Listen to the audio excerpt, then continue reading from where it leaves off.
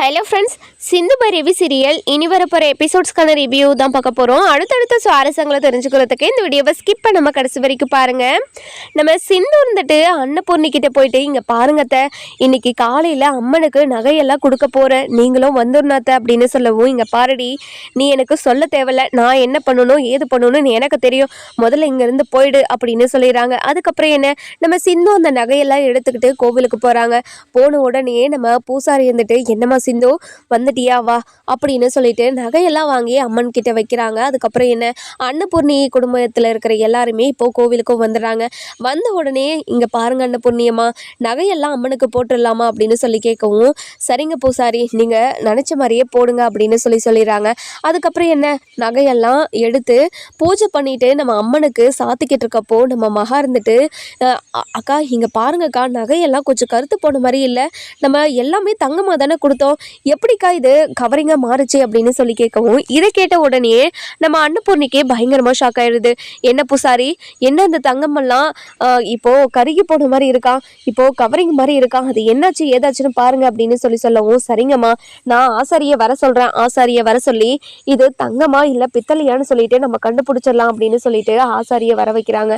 ஆசாரி வந்த உடனே நகையெல்லாம் ஆசாரி கிட்ட கொடுத்து, இங்கே பாருங்க ஆசாரி, இந்த நகையெல்லாம் தங்கமா இல்லை கவரிங்கான்னு பார்த்து சொல்லுங்க அப்படின்னு சொல்கிறாங்க. அதுக்கப்புறம் நம்ம ஆசாரியும் ஒவ்வொரு நகையா எல்லாத்தையுமே செக் பண்ணிக்கிட்டு இருக்காங்க. எல்லாத்தையும் செக் பண்ணி முடிச்சுட்டு, இங்கே பாருங்கம்மா, இங்கே இருக்கிற எல்லா நகையுமே கவரிங் தான், ஒரு நகை கூட தங்கம் கிடையாது அப்படின்னு சொல்கிறாங்க. இதை கேட்ட உடனே அன்னபூர்ணி குடும்பத்துல இருந்து சிந்துல இருந்து எல்லாருமே பயங்கர ஷாக்கு. ஆனால் நம்ம மகாவும் எசைக்கு மட்டும் ரொம்ப சந்தோஷமா இருக்காங்க. அதுக்கப்புறம் நம்ம அன்னபூர்ணி இருந்துட்டு, அடியே என்னடி பண்ணி வச்ச, இது அம்மன் நகையெல்லாம் எங்கே போய் திருடி வச்சிருக்க அப்படின்னு சொல்லவும், இங்கே பாருங்கத்த, நான் அம்மன் நகையெல்லாம் கொடுத்தபடியே தான் எடுத்துகிட்டு வந்து அப்படியே தான் வச்சிருக்கேனே தவிர நான் எதுவுமே பண்ண கிடையாது, என்னை நம்புங்க அப்படின்னு சொல்லவும், பூசாரி இருந்துட்டு, இங்கே பாருமா சிந்து, அந்த ஆத்தா உன்னை நம்பி தானே உனக்கு போட்டு விட்டா, ஆனால் அந்த ஆத்தாக்கே எப்படி உனக்கு துரோகம் பண்ணுறதுக்கு மனசு வந்துச்சு, இப்படியெல்லாம் பண்ணலாமா அப்படின்னு சொல்லி கேட்கவும், இது கேட்ட உடனே என்ன பண்ணுறது ஏது பண்ணுறதுன்னு தெரியாமல் அப்படியே திருன்னு முடிச்சுக்கிட்டு இருக்காங்க நம்ம சிந்து. அதுக்கப்புறம் என்ன, இங்கே பாருங்க ஐயா, யாருமே என்னை நம்பாத போது, எல்லாருமே நான் கைவிட்டும் போது அந்த ஆத்தா மட்டும்தான் என்னை நம்பி இந்த பூஜைக்கே உள்ளே விட்டாங்க.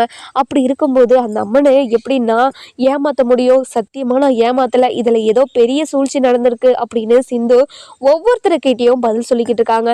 இதெல்லாம் கேட்ட மகா இருந்துட்டு, இங்கே பாருடி, இந்த விஷயத்தில் நான் உன்னை சும்மாவே விட மாட்டேன்டி, அந்த கடவுள் தான் உனக்கு எல்லா நகையும் போட சொன்னதுன்னு நீ தாண்டி போய் சொல்கிற, ஆனால் அந்த கடவுள் உங்ககிட்ட சொல்லவே கிடையாது, நீ தான் இந்த பூசாரியை செட்டப் பண்ணி எனக்கு இந்த நகையை போட்டு விடுங்க, அன்னபூர்ணி கையால் போட்டுக்கணும் அப்படின்னு தானே எல்லாருக்கிட்டையும் பிளான் பண்ணி ஒரு விஷயத்த பண்ண அப்படின்னு சொல்லவும், இதை கேட்ட உடனே சிந்துக்கு பயங்கரமாக ஷாக் ஆகிடுது. இந்த பக்கம் பார்த்தீங்கன்னா நம்ம பைரவிக்கு ஒரு ஃபோன் வருது. ஃபோன் வந்த உடனே தனியாக போய் பேசுகிறாங்க. ஹலோ, யார் அது, இங்கே பாரு பைரவி, உன்னை எனக்கு நல்லாவே தெரியும், உன்னோட அக்கா சிந்து இருக்காங்கல்ல, அவங்க 2 நாளைக்கு முன்னாடியே அம்மன் நகையெல்லாம் போட்டுக்கிட்டு வீட்டுக்கு எடுத்துகிட்டு போனாங்கல்ல, அந்த நகையெல்லாம் ஒருத்தர் எடுத்துகிட்டு வந்து, அதாவது ஆசிரியர்கிட்ட கொடுத்து இதே மாதிரி கவரிங் நகையை மாற்ற சொல்லியிருந்தாங்க. அது எல்லாத்தையும் வீடியோவாக நான் ரெக்கார்ட் பண்ணியிருக்கேன், அதனால் உன்னோட ஃபோனுக்கு நான் அனுப்பி விடுறேன், அதை நீ எல்லார்கிட்டையும் காட்டி சிந்து மேலே எந்த ஒரு தப்புமே இல்லைன்னு நீ தான் நிரூபிக்கணும் அப்படின்னு சொல்கிறாங்க. இதை கேட்ட உடனே பைரவிக்கும் பயங்கரமாக ஷாக் ஆகிடுது. என்னங்க சொல்கிறீங்க, சிந்து மேலே எந்த ஒரு தப்புமே இல்லையா, நீங்கள் அந்த வீடியோவை அனுப்புங்க அப்படின்னு சொல்கிறாங்க. அதுக்கப்புறம் வீடியோவும் வந்துடுது. வீடியோ வந்த உடனே நம்ம அன்னபூர்ணி இருந்துட்டு பயங்கரமாக சிந்துவை திட்டிக்கிட்டு இருக்காங்க. இந்த பக்கம் பார்த்தீங்கன்னா வீடியோ சுற்றிக்கிட்டே இருக்குது. ஐயோ கடவுளே சீக்கிரமாக வா அப்படின்னு சொல்லிட்டு நம்ம பைரவி இருந்துட்டு அந்த வீடியோவை பார்க்குறாங்க. வீடியோவை பார்த்த உடனே நம்ம எசைக்கு தான் அந்த நகையை எடுத்துகிட்டு போய் ஆசாரிக்கிட்ட கொடுத்து இதை கவரிங்காக மாற்ற சொல்லிக்கிட்டு இருக்காங்க. அதே மாதிரி 1 லட்ச ரூபா பணமும் கொடுக்கறதையும் அப்படியே வீடியோவும் எடுத்திருக்காங்க. எடுத்த உடனே ரொம்பவே சந்தோஷப்படுறாங்க. சிந்து மேலே எந்த ஒரு தப்பும் இல்லை, இப்போ நான் சிந்துக்கு ஒரு ஹெல்ப் பண்ண போகிறேன் அப்படின்னு சொல்லிட்டு பயங்கர சந்தோஷமாக அங்கே போயிட்டு, அதாவது கூட்டத்தில் போயிட்டு, இங்கே பாருங்கள் எல்லாருமே கொஞ்சம் நிறுத்துறீங்களா, இதில் சிந்துக்கும் இந்த நகை மாறந்தக்கும் எந்த ஒரு சம்மந்தமும் கிடையாது, எதுக்காக சிந்துவை சந்தேகப்பட்டுக்கிட்டு இருக்கீங்க அப்படின்னு சொல்லவும், இதை கேட்ட அன்னபூர்ணிக்கு பயங்கரமாக ஷாக் ஆகிடுது. என்ன இவ சிந்துக்கு சப்போர்ட் பண்ணி பேசிக்கிட்டு இருக்காளே, என்ன பைரவி எதுக்காக அவளுக்கு சப்போர்ட் பண்ணி பேசிக்கிட்டு இருக்க, இருக்க எல்லா நகையும் கவரிங்க மாற்றி வச்சு எடுத்துகிட்டு வந்திருக்கா. இப்படியாப்பட்டவளை எப்படி நம்ம சும்மா விட முடியும்? இவளை நம்ம சும்மாவே விடக்கூடாது, ஏதாச்சும் பண்ணி ஆகணும் அப்படின்னு பயங்கர கோவத்தில் பேசிக்கிட்டு இருக்கோம். இதெல்லாம் கேட்டுக்கிட்டு இருந்தா நம்ம அன்னபூர்ணி இருந்துட்டு சி நம்ம நம்ம சிந்து சிந்து இருந்துட்டு என்ன பைரவி சொல்கிற, இதில் ஏதாச்சும் உனக்கு துப்பு கிடச்சிருக்கா அப்படின்னு சொல்லி கேட்கவும், இங்கே பாருங்க அத்தை, இதில் பெரிய பெரிய பெரிய ஆதாரம் வந்து ஒன்று மாட்டியிருக்கு. இதை மட்டும் உங்களுக்கு காட்டினா கண்டிப்பாக நீங்கள் ரொம்ப ஷாக் ஆகிடுவீங்க. சிந்துக்கும் இந்த பிரச்சனைக்கு எந்த ஒரு சம்மந்தமே கிடையாது. இந்த வீடியோவை பாருங்க அப்படின்னு சொல்லிட்டு நம்ம அன்னபூர்ணிக்கு மட்டும் இந்த வீடியோவை காட்டவும் அன்னபூர்ணிக்கு பயங்கரமாக ஷாக் ஆகிடுது. என்ன பைரவி இதெல்லாம்? இங்கே பாருங்க அத்தை, நம்ம வீட்டில் இருக்கிறவங்க தான் சிந்துவை பழி வாங்கணும் அப்படின்றதுக்காக இப்படியெல்லாம் பண்ணியிருக்காங்கன்னு எனக்கு நல்லாவே புரியுது. இதை இந்த கூட்டத்தில் காட்டி நம்ம குடும்பத்தை நம்மளே அசிங்கப்படுத்திக்கணுமான்னு நீங்களே நல்லா யோசிச்சு பாருங்க. இங்கே பாரு பைரவி, தப்பு பண்ணால் யார் வேணாலும் தண்டனை அனுபவிச்சு தான் ஆகணும். எப்படி எசகி இப்படியெல்லாம் சாமி விஷயத்தில் பண்ணலாம்? இது மிகப்பெரிய தப்பு அப்படின்னு சொல்லிட்டு எசகி கிட்ட போயிட்டு, இங்கே பாரு எசகி அப்படின்னு சொல்லிட்டு அப்படியே தவடலியில் அதாவது கன்னத்தில் அப்படியே 2 அடி அடிக்கிறாங்க. அடித்த உடனே இங்கே பாருங்கக்கா, என்ன எதுக்காக அடிக்கிறீங்க அப்படின்னு சொல்லி கேட்கும். இங்கே பாரு எசகி, இதை நீ தான் பண்ணனே எனக்கு நல்லாவே தெரிஞ்சிருச்சு. எதுக்காக இதை எல்லாத்தையும் பண்ண அப்படின்னு சொல்லி கேட்கவும், இங்கே பாருங்கக்கா, நீங்கள் என்ன சொல்லிக்கிட்டு இருக்கீங்கன்னு சத்தியமாக எனக்கு புரியல. எதுக்காக இப்படியெல்லாம் என்கிட்ட நடந்துக்கிட்டீங்க அப்படின்னு சொல்லி கேட்கவும், அதுக்கப்புறம் மகா இருந்துட்டு, இங்கே பாருங்கக்கா, என் தம்பி என்ன பண்ணா? எதுக்காக என் தம்பி அடிச்சுக்கிட்டு இருக்கீங்க? என் தம்பி தான் உங்களுக்கு இலக்காரமாக போயிட்டானா? எதுக்காக என் தம்பி எப்படியெல்லாம் அடிச்சுக்கிட்டு இருக்கீங்க? இனிமேல் என் தம்பி மேலே கையை வைக்காதீங்க அப்படின்னு சொல்லவும், இதை கேட்ட உடனே பயங்கர கோவத்தில் நம்ம அன்னபூர்ணி இருந்துட்டு கோவமாக என்ன பண்ணுறதுன்னு தெரியாமல் இங்கே பாரு, இங்கே பாரு மகா, உன்னோட தம்பின்றதுனால தான் இப்போ வரைக்குமே நான் பொறுமையாக பேசிக்கிட்டு இருக்கேன். இல்லைனா கண்டிப்பாக இது வேறு மாதிரி ஆகிடும் அப்படின்னு சொல்கிறாங்க. இது கேட்ட உடனே ரொம்பவே கோவமாக என்ன பண்ணுறதுன்னு தெரியாமல் அப்படியே நம்ம மகா இருந்துட்டு அப்படியே திருன்னு முழிச்சுக்கிட்டு இருக்காங்க. இங்கே பாரு மகா, இந்த நகையெல்லாம் கொண்டு போய் நம்ம எசக்கி தான் இதை கவரிங்காக மாற்ற சொன்னதுன்னு எனக்கு தெரியும் அப்படின்னு சொல்கிறாங்க. இதை கேட்ட உடனே எசக்கிக்கு பயங்கரமாக ஷாக் ஆகிடுது. என்னம்மா சொல்கிறீங்க? நீங்கள் சொல்கிறது எல்லாமே உண்மையா அப்படின்னு சொல்லி கேட்கவும், அதுக்கப்புறம் என்ன, ஊர்க்காரங்க எல்லாருமே நம்ம எசக்கியை திட்ட ஆரம்பிச்சிடுறாங்க. அதுக்கப்புறம் நம்ம எசக்கி இருந்துட்டு ரொம்பவே அழுதுகிட்டே, இங்கே பாருங்க, இனிமேல் நான் இப்படியெல்லாம் பண்ண மாட்டேன். எனக்கு இவ்வளோ பெரிய மரியாதை அந்த சிந்துக்கு போய் சேரது எனக்கு பிடிக்கல. அதனால தான் அவளை அசிங்கப்படுத்தணும், ஊர் முன்னாடி நிற்க வச்சு அவமானப்படுத்தணும் அப்படின்றதுக்காக தான் இது எல்லாத்தையுமே பண்ணேன். என்னை மன்னிச்சிருங்க அப்படின்னு சொல்கிறாங்க. இதை கேட்ட உடனேயே ஊர்க்காரங்க எல்லாருமே பயங்கர கோவத்தில் நம்ம எசக்கியை கண்டபடி பேசிக்கிட்டு இருக்காங்க. அதுக்கப்புறம் சிந்து இருந்துட்டு, கடவுளே, ரொம்ப ரொம்ப நன்றி கடவுளே, இங்கே பாரு பைரவி, உன்னால தான் இப்போது என் மேலே எந்த ஒரு தப்புமே இல்லைன்னு நிரூபிச்சிட்டேன். ரொம்ப ரொம்ப நன்றி பைரவி, எனக்கு இப்படி ஒரு ஹெல்ப் பண்ணியிருக்க நீ. நான் உன்னை வாழ்க்கையில் மறக்கவே மாட்டேன். உனக்கு நான் எவ்வளோ பெரிய துரோகம் பண்ணியிருக்கேன். ஆனால் அதை எல்லாத்தையும் நீ மனசில் வச்சுக்காம இப்படி ஒரு விஷயத்த எனக்கு சொல்லியிருக்க. எனக்கு ரொம்ப ரொம்ப சந்தோஷமாக இருக்குது அப்படின்னு சொல்கிறாங்க. இதை கேட்ட உடனேயே நம்ம அது சிவா இருந்துட்டு ரொம்பவே சந்தோஷமாக பைரவி கிட்ட போயிட்டு, இங்கே பாரு பைரவி, அதாவது சிந்து இப்படியெல்லாம் பண்ணியிருக்க மாட்டான்னு எனக்கு தெரியும். ஆனால் ஆதாரம் இல்லாமல் இங்கே யாருமே நம்ப மாட்டாங்க. அந்த ஆதாரத்தை கொண்டு வந்து கொடுத்து இப்படி எல்லாருமே சந்தோஷப்படுத்திட்டே இல்லை, ரொம்ப சந்தோஷம் பைரவி அப்படின்னு சொல்கிறாங்க. அதுக்கப்புறம் என்ன, நம்ம சிந்து இருந்துட்டு பூசாரி கிட்ட போயிட்டு, இங்கே பாருங்கள் பூசாரி, நான் இது எதுவுமே பண்ணலைன்னு இப்போ உங்களுக்கு புரிஞ்சுதா?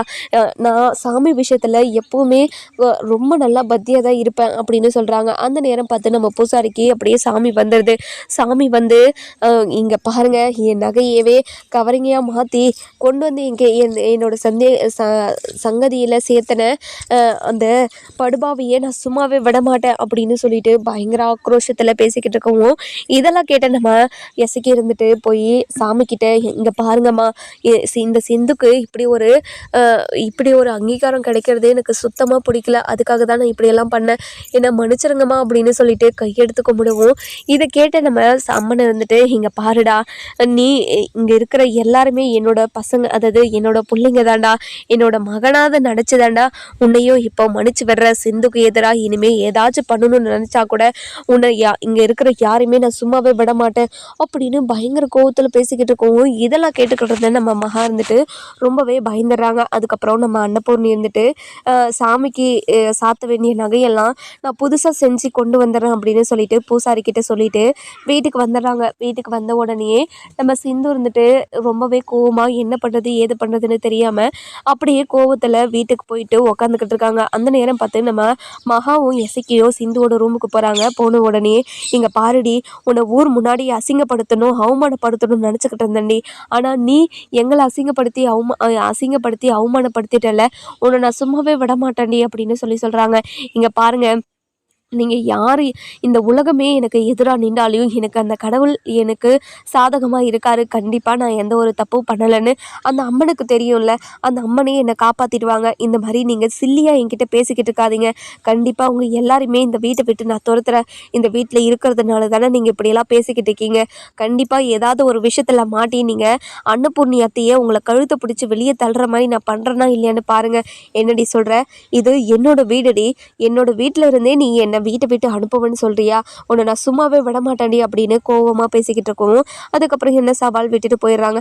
இன்னொரு பக்கம் பார்த்தீங்கன்னா நம்ம பைரவி இருந்துட்டு அதாவது பெங்களூர் போகிற விஷயமா எல்லா திங்ஸையும் வாங்கிக்கிட்டு இருக்காங்க. அதுக்கப்புறம் ஆறுமுகம் இருந்துட்டு இங்கே பாரு பைரவி, நீயும் நானும் அதாவது தனியாக எங்கேயாச்சும் போகலான்னு சொல்லிட்டு நான் நினச்சிக்கிட்டே இருந்தேன். ஆனால் இப்படி ஒரு ஆப்பர்ச்சுனிட்டி எனக்கு கிடைக்கணும் சத்தியமாக நினச்சி கூட பார்க்கல.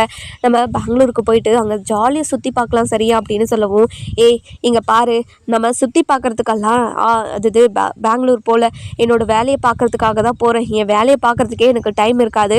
இதெல்லாம் உன் கூடலாம் சுற்ற சொல்கிறியா? நீ வீட்லேயே தான் இருக்கணும். வீட்டிலே இருந்து சமைக்கிற வேலையை மட்டும் பாரு, மீதியெல்லாம் நான் பார்த்துக்கிறேன் அப்படின்னு சொல்கிறாங்க. என்ன பைரவி, அதாவது ஒரு பொண்ணை வேலைக்கு அனுப்பி வச்சுட்டு எப்படி ஆம்பளையால் வீட்டில் உக்காந்துக்கிட்டு இருக்க முடியும்? அதெல்லாம் முடியவே முடியாது பைரவி அப்படின்னு சொல்லவும் இதை கேட்ட உடனே ரொம்பவே கோவமாக என்ன பண்ணுறதுன்னு தெரியாமல் நம்ம பைரவிக்கு வார்த்தையே வரமாட்டேங்குது. இங்கே பாரு, பொண்ணு ஆம்பளைன்னு சொல்லிட்டு இந்த மாதிரி பிரித்து பேசுகிற வேலைலாம் வேண்டாம் என்கிட்ட. எல்லாருமே ஒன்று தான் அப்படின்னு சொல்கிறாங்க. இங்கே பாரு பைரவி, நீ என்னதான் சொன்னாலையும் ஆம்பளை தான், பொம்பளை தான் அப்படின்னு சொல்லிடுறாங்க. இங்கே பாரு, திரும்ப இது மாதிரி பேசிக்கிட்டே இருந்தேன்னா எனக்கு ரொம்ப கோவம் வந்துடும் அப்படின்னு சொல்கிறாங்க. அந்த நேரம் பார்த்து நம்ம சஞ்சய் இருந்துட்டு பைரவிக்கு கால் பண்ணுறாங்க. கால் பண்ண உடனே நம்ம பைரவியும் அட்டன் பண்ணி சஞ்சய் சொல்லு சஞ்சய் அப்படின்னு சொல்லி கேட்கவும், இங்கே பாரு பைரவி, எப்போ பிளான் பண்ணியிருக்கீங்க, எப்போ போகலான்னு சொல்லிட்டீங்கன்னா நான் என்னோடய ஃப்ரெண்டுக்கிட்ட இன்ஃபார்ம் பண்ணிடுவேன் அப்படின்னு சொல்கிறாங்க. சஞ்சய், நாளை மறுநாள் நான் கிளம்பலான்னு இருக்கேன் அப்படின்னு சொல்கிறாங்க. இதை கேட்ட உடனே நம்ம சஞ்சயோ சரி பைரவி, நீ பத்திரமா போயிட்டு வா, நான் என்னோடய ஃப்ரெண்டு எல்லாருக்கிட்டேயும் சொல்லிடுறேன் அப்படின்னு சொல்லிடுறாங்க. அதுக்கப்புறம் என்ன பயங்கர சந்தோஷமாக நம்ம பைரவி எல்லாத்துக்கும் ஏற்பாடு பண்ணிக்கிட்டு இருக்காங்க. இன்னொரு பக்கம் பார்த்தீங்கன்னா அன்னபூர்ணி இருந்துட்டு ரொம்பவே கோவமாக உட்காந்துக்கிட்டு இருக்கவும் அந்த நேரம் பார்த்து பைரவி இருந்துட்டு அத்தை, நான் பெங்களூருக்கு போக வேண்டிய எல்லா திங்ஸையும் ரெடி பண்ணிட்டாத்த அப்படின்னு சொல்லவும் எதுவுமே கண்டுக்காமல் அப்படியே உட்காந்துக்கிட்டு இருக்காங்க. அதுக்கப்புறம் நம்ம பைரவி பக்கத்தில் உட்காந்துக்கிட்டு, அத்தை என்னாச்சு அத்தை, என்ன யோசிச்சுக்கிட்டு இருக்கீங்க? ஏதாச்சும் பிரச்சனையா அத்தை? ஏதாச்சும் பிரச்சனையாக இருந்தால் கூட சொல்லுங்க அத்தை, இங்கே பாருங்கள் எதுவாக இருந்தாலும் சொல்லுங்க அத்தை அப்படின்னு சொல்லி கேட்கவும், இல்லை பைரவி, காலையில் நடந்த விஷயத்த தான் யோசிச்சுக்கிட்டு இருக்கேன். எப்படி மகாவோட தம்பி இப்படியெல்லாம் பண்ணலாம்? எசக்கி இப்படி ஒரு கேவலமான விஷயத்த பண்ணுவான்னு சத்தியமாக நினச்சி கூட பார்க்கல.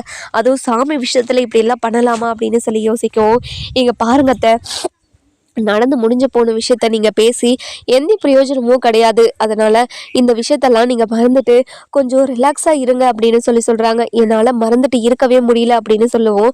அந்த நேரம் பார்த்து எஸ்சிக்கும் நம்ம மகாவும் வராங்க. வந்த உடனே நம்ம அன்னபூர்ணி ரொம்பவே கோவமா, இங்கே பாரு எஸ்சிக்கு, ஊர் முன்னாடி எதுவுமே அதாவது ஊர் முன்னாடி உன்னை அசிங்கப்படுத்தக்கூடாதுன்றதுக்காக தான் நான் எல்லா நகையும் திரும்பி ரெடி பண்ணி அனுப்பி வைக்கிறேன் அப்படின்னு சொல்லிட்டு வந்தனே தவிர உன் மேலே எவ்வளோ கோவமாக இருக்கேன்னு தெரியுமா? எதுக்காக இப்படி ஒரு கேவலமான விஷயத்த சாமி விஷயத்துல பண்ணனே, இப்படி பண்ணலாமா அப்படின்னு சொல்லி கேட்கவும் இதை கேட்ட உடனே நம்ம எசக்கி இருந்துட்டு, இங்க பாருங்கக்கா, உங்களுக்கே மனசாட்சி இருந்தா சொல்லுங்க, இப்படி ஒரு அங்கீகாரம் அந்த சிந்துக்கு போய் சேருது உங்களுக்கு பிடிச்சிருக்கா அப்படின்னு சொல்லவும், இங்க பாரு எசக்கி, எனக்கு பிடிச்சிருந்தக்கோ பிடிக்கலையோ, ஆனா அது சாமி விஷயம்ன்றதுனால நான் பொறுமையாக இருந்தனா இல்லையா? ஆனா நீ எதுக்காக இப்படியெல்லாம் பண்ண? நீ இப்படியெல்லாம் பண்ணது மிகப்பெரிய தப்புன்னு உனக்கு புரியலையா? கேவலமா இல்லை, அசிங்கமா இல்லை அப்படின்னு சொல்லிட்டு நம்ம அன்னபூர்ணி பயங்கரமாக திட்டிக்கிட்டே இருக்காங்க. அதுக்கப்புறம் நம்ம மகா இருந்துட்டு, இங்கே பாருங்கக்கா, எனக்கு எசக்கி பண்ணதில் தப்பாக இருக்கிற மாதிரி சத்தியமாக தோணவே இல்லை. எசக்கி பண்ணது எல்லாமே ரொம்ப கரெக்டு தான். எதுக்காக எசக்கி இப்படியெல்லாம் பண்ணா அப்படின்னு சொல்லி கேட்கவும், இங்கே பாருங்கக்கா, அந்த சிந்துவை ஊர் முன்னாடி அசிங்கப்படுத்தணும் அப்படின்றதுக்காக தானே இது எல்லாத்தையும் பண்ணிட்டான். சாமி விஷயம்னு யோசிச்சு எல்லாம் அவன் பண்ண கிடையாது. ஆனால் சிந்து அசிங்கப்படணும் அப்படின்ற ஒரே ஒரு நோக்கத்தோடு தான் பண்ணியிருக்கானே தவிர அவன் பண்ணது தப்பே கிடையாது அப்படின்னு சொல்கிறாங்க. இதை கேட்ட உடனே நம்ம அன்னபூர்ணிக்கு ரொம்பவே கோவம் வந்துடுது. இங்கே பாரு மகா, நீ இப்படி பேசிக்கிட்டு இருக்கிறதுனால தான் உன்னோட தம்பி இப்படி இருக்கான். இனிமே இந்த மாதிரி ஒரு விஷயம் நடந்துச்சுன்னா கண்டிப்பாக நீங்கள் 2 பேருமே இந்த வீட்டில் இருக்கவே மாட்டீங்க. சாமி விஷயத்தில் இப்படி யார் நடந்தாலையும் எனக்கு கோவம் வரும்னு உங்களுக்கு தெரியாதா? எதுக்காக திரும்ப திரும்ப இப்படி பேசிக்கிட்டே இருக்கீங்க அப்படின்னு சொல்லி கேட்கவும், இதை கேட்ட நம்ம அதாவது பைரவி இருந்துட்டு ரொம்பவே கோவமாகவும் ஆத்திரமாகவும் இங்கே பாருங்க அத்தை, இந்த அதாவது என்னதான் சொன்னாலையோ என்னதான் நம்ம ஏற்றுக்க சொன்னாலையோ ஒவ்வொரு ஜென்மம் இருக்குது, அது யாருமே புரிஞ்சுக்க மாட்டாங்க. நீங்கள் கவலைப்படாதீங்க அத்தை, நம்ம அதாவது நம்ம அந்த நகையை திரும்பி கொடுத்துடலாம், அந்த அம்மனும் நம்ம நகையை கொடுக்கறத ஏற்றுக்கும், நீங்கள் கவலையே படாதீங்க அப்படின்னு சொல்லிடுறாங்க. அதுக்கப்புறம் என்ன, நம்ம அன்னபூர்ணி இருந்துட்டு சந்தோஷமா, இங்கே பாரு பைரவி, நீ இந்த வீட்டுக்கு மருமகளாக கிடைச்சது ரொம்ப பெரிய வரம் தெரியுமா? இந்த வீட்டுக்கு நடக்கிற நல்லது கெட்டதுன்னு எல்லாத்துலேயும் ஒவ்வொன்றா பார்த்து பார்த்து அதை சரி பண்ணி வைக்கிற, ரொம்ப சந்தோஷமா இருக்கு பைரவி அப்படின்னு சொல்லவும், இங்கே பாருங்கத்த, அந்த கடவுளை எனக்கு காட்டி கொடுக்குறாரு, அந்த விஷயத்த நான் மறைக்காம உங்ககிட்ட சொல்கிறேன். அதை தவிர நான் வேற எதுவுமே பண்ணது கிடையாது. இந்த பொய் சொல்கிறது, பித்தலாட்டம், இந்த மாதிரி விஷயத்தெல்லாம் பண்ணாமல் நேர்மையாக இருந்தாவே இந்த உலகத்தில் இருக்கிற எல்லாருமே ரொம்ப சந்தோஷமா இருப்பாங்க. ஆனால் இந்த உலகத்தில் இருக்கிற யாருமே அப்படி பண்ண மாட்டாங்க. பரவாயில்ல விடுங்க, ஒரு சிலர் இப்படி தானே இருப்பாங்க அப்படின்னு சொல்கிறாங்க. இதை கேட்ட உடனே, என்ன பைரவி குத்தி பேசுறியா நீ அப்படின்னு சொல்லவும், இங்கே பாருங்க, நான் டைரக்டாக தான் பேசிக்கிட்டு இருக்கேன், நான் ஒன்றும் குத்தியெல்லாம் பேசலை, இல்லை எதுவுமே இன்டைரக்டாகவும் சொல்லலை, நான் டைரக்டாக சொல்லிட்டு இருக்கேன் உங்களை தான். நீங்கள் இனிமேலாவது எந்த ஒரு பொய்யும் சொல்லாமல் பித்தலாட்டம் பண்ணாமல் அடுத்தவங்களுக்கு கெடுதல் நினைக்காம இருங்க, நீங்கள் சந்தோஷமாக இருப்பீங்க. இந்த மாதிரி இன்னொரு முறை பண்ணிக்கிட்டு இருந்தீங்கன்னா கண்டிப்பாக அன்னபூர்ணியத்தை உங்களை வீட்டை விட்டு துரத்திடுவாங்க அப்படின்னு சொல்கிறாங்க. இது கேட்ட உடனே ரொம்பவே கோவமா என்ன பண்ணுறதுன்னு தெரியாமல் நம்ம மகாக்கு வார்த்தையே வராமல் அமைதியாக இருக்காங்க. அதுக்கப்புறம் நம்ம ஆறுமுகம் இருந்துட்டு, சரி பைரவி வா, நம்ம எல்லா திங்ஸையும் எடுத்து வைக்கலாம் அப்படின்னு சொல்லிட்டு உள்ளே கூட்டிகிட்டு போயிடுறாங்க. இந்த பக்கம் பார்த்தீங்கன்னா நம்ம எசிக்க இருந்துட்டு, இங்கே பாருங்கக்கா, அந்த பைரவி எதுக்காக இவ்வளோ திமிரா பேசிக்கிட்டு இருக்கா, அவளோட திமிரை ஃபஸ்ட்டு அடக்கணுக்கா. அதே மாதிரி இப்போ சிந்து என்ன நிலைமையில இருக்காளோ அதை விட மோசமான நிலைமையில இந்த பைரவி இருக்கணும்க்கா, அதுக்கு நம்ம ஏதாச்சும் பண்ணி ஆகணும்க்கா அப்படின்னு சொல்லவும், இங்கே பாரு எசிக்கு, சும்மாவே விடக்கூடாது அவளை, நம்ம சும்மாவே விடக்கூடாது, நம்மளை எப்படியெல்லாம் அசிங்கப்படுத்தி பேசிட்டு போறா, அவளுக்கு எவ்வளோ தைரியம் இருக்கும், அவளை நம்ம சும்மாவே விடக்கூடாது அப்படின்னு சொல்கிறாங்க. அதுக்கப்புறம் பைரவி வெளியே வராங்க. இதை பார்த்து நம்ம சிந்து இருந்துட்டு ரொம்பவே சந்தோஷமா, இங்கே பாரு பைரவி, உன்னால தான் நான் ஊர் முன்னாடி அசிங்கப்படாமையும் என் மேலே எந்த ஒரு தப்பும் இல்லைன்றதை நீ தான் நிரூபிச்ச, ரொம்ப ரொம்ப நன்றி பைரவி அப்படின்னு சொல்லவும், இங்கே பாரு, தப்பு பண்ணது யாராக இருந்தாலும் அவங்களுக்கு தண்டனையை வாங்கி கொடுக்கணுன்ற எண்ணம் தான் எனக்கு இருக்குது. நீ அந்த விஷயத்தில் தப்பு பண்ணலன்னு எனக்கு தெரிஞ்சது, அதனால தான் எடுத்துகிட்டு வந்து கொடுத்தனே தவிர வேறு எதுக்காகவும் இல்லை. அதுக்காக உனக்கு சப்போர்ட் பண்ணுறதுனால இல்லை,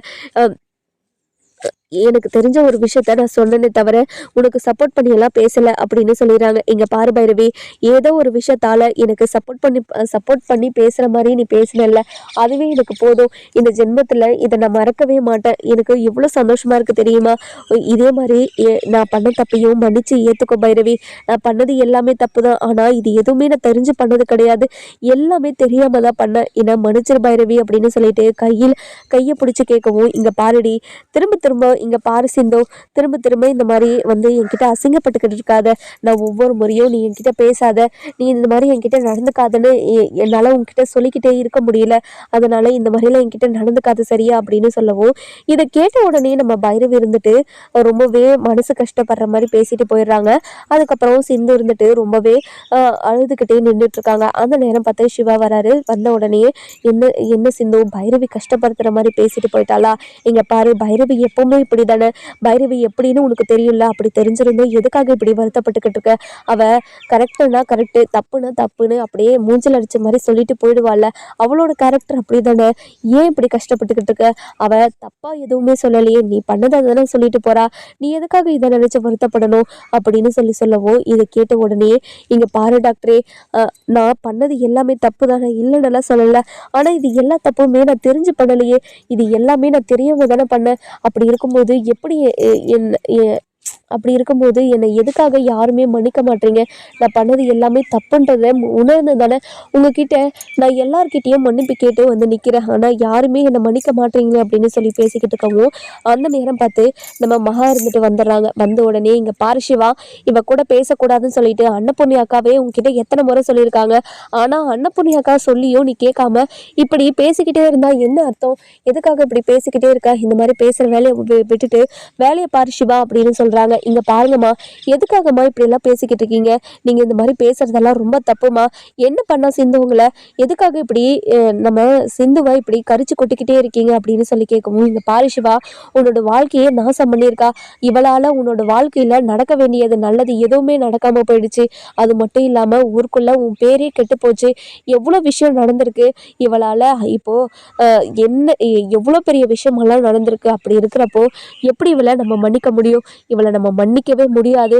இவ மன்னிக்க முடியாத ஒரு தப்பை பண்ணியிருக்கா அப்படின்னு பயங்கர கோவத்தோட பேசவும், அதுக்கப்புறம் நம்ம சிந்து இருந்துட்டு என்ன பண்ணுறதுனே தெரியாமல் கோவமா, இங்கே பாருங்க, நான் பண்ணது எல்லாமே தப்பு தான். திரும்ப திரும்ப டாக்டர் கிட்ட வந்து என் கூட பேசாத, என் கூட சேர்ந்து வாழக்கூடாதுன்னு நீங்கள் சொல்லிக்கிட்டே இருந்தீங்கன்னா அவ்வளோதான் உங்களுக்கு மரியாதை அப்படின்னு சொல்லவும், இங்கே பாருடி, இன்றைக்கே போய் அன்னபூர்ணி அக்கா கிட்ட சொல்கிறேன் நான், சிவாக்கு இன்னொரு கல்யாணத்தை பண்ணி வைக்கிறதுக்காக. அது மட்டும் இல்லாமல் இந்த கேஸை ஹைகோர்ட்டில் அப்பீல் பண்ணலான்னு இருக்கோம். இந்த கேஸை அப்பீல் பண்ணி உங்களை 2 பேருக்கும் சீக்கிரமாக டிவோர்ஸ் வாங்கி கொடுத்துட்டு அதுக்கப்புறம் நான் சிவாக்கு ஸ்னேகா கூட சேர்த்து கல்யாணம் பண்ணி வைக்க போறேன்டி.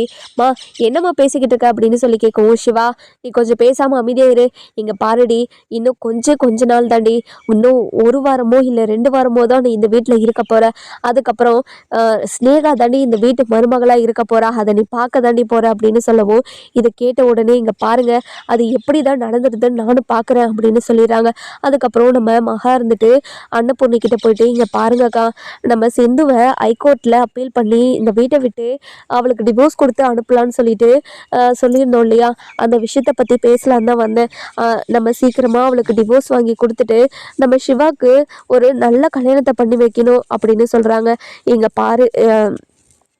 பாரு மகா, நானும் அதை பற்றி தான் யோசிச்சுக்கிட்டு இருந்தேன். அது மட்டும் இல்லாமல் சிவாக்கு சீக்கிரமாக கல்யாணத்தை பண்ணி வைக்கணும், அவனுக்கும் வயசாக்கிட்டே போயிட்டுருக்குல்ல அப்படின்னு சொல்லவும், அதனால தான்க்கா நம்ம ஹைகோர்ட்டில் அப்பீல் பண்ணிட்ட உடனேயே நம்ம ஸ்னேகாவுக்கு சிவாவை கல்யாணம் பண்ணி வச்சிடலாம். ஸ்னேகா தான் சிவா கூட சேர்ந்து வாழ்றதுக்கு தகுதியான ஒரு பொண்ணு அப்படின்னு சொல்கிறாங்க. இதை கேட்ட உடனேயே நம்ம அன்னபூர்ணி யோசிக்க ஆரம்பிச்சிடறாங்க. நம்ம அன்னபூர்ணியை யோசிக்க விடாமல் நம்ம மகா இருந்துட்டு எதையோ சொல்லி, இங்கே பாருங்கக்கா, சிவா கண்டிப்பாக ஸ்னேகாவை கல்யாணம் பண்ணிக்கிட்டா ரொம்ப சந்தோஷமாக இருப்பாங்க. அது மட்டும் இல்லாமல் 2 பேரும் டாக்டர்ன்றதுனால 2 பேருக்கும் எந்த பிரச்சனையுமே இல்லை. அவங்க 2 பேருமே வேலைக்கு போவாங்க, வீட்டுக்கு வருவாங்க, அப்படி இப்படின்னு என்னென்னமோ சொல்லி நம்ம அன்னபூர்ணியோட மனசை மாற்றிடுறாங்க.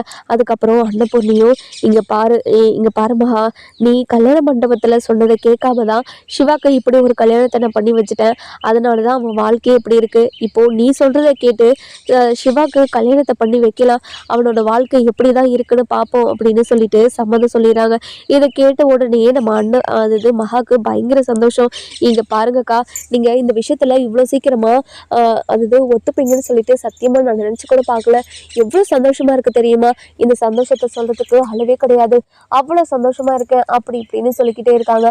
இதை கேட்ட உடனே என்ன பண்ணுறது ஏது பண்ணுறதுன்னு தெரியாமல் அவ்வளோ சந்தோஷத்தில் நம்ம மகா இருந்துட்டு ஸ்னேகாவுக்கு கால் பண்ணி, ஸ்னேகா, உனக்கு ஒரு முக்கியமான விஷயம், அதுவும் சந்தோஷமான விஷயம், அன்னபூர்ணியத்தை உனக்கும் சிவாக்கும் கல்யாணம் பண்ணி வைக்கிறதுக்கு சம்மதம் சொல்லிட்டாங்க. நானும் இப்போ தான் போய் அன்னபூர்ணிக்கிட்ட சம்மதம் வாங்கிட்டு வந்தேன் அப்படின்னு சொல்கிறாங்க. ஆண்டி, என்ன ஆண்டி சொல்கிறீங்க?